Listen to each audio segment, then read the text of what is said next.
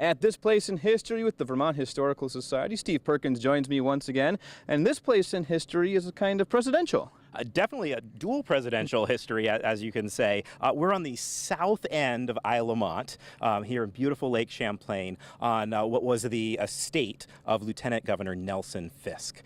Now, he was involved in the Fish and Game League, and when we think Fish and Game League, we think of game suppers and whatnot. But if you think back to like the 1890s and 1900, this is where all the gentlemen of the day would come together. You think of these grand camps in the Adirondacks and these hunting trips and fishing on Lake Champlain. That all happened, around this area, and he hosted a number of dinners on this estate throughout that time. And so we had hosted a couple of presidents.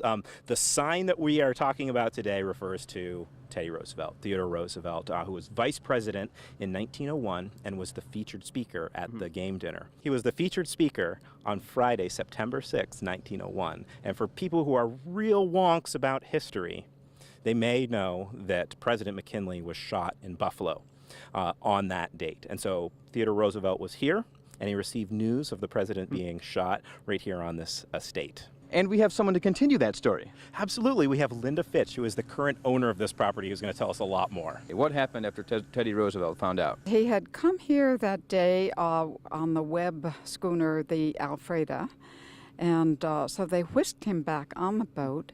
It got back to Burlington in just an hour. The railroad company had a train all ready for him, and they took him back out to Buffalo. The doctors at that time told Roosevelt after a day or so that he seemed to be improving.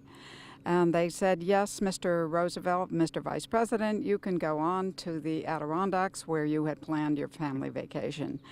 Roosevelt did that, and on September 13th, I believe it was, he was climbing Mount Marcy in the Adirondacks, and a messenger brought a telegram indicating that the President McKinley had taken a turn for the worse, and Roosevelt needed to get back as quickly as possible to Buffalo.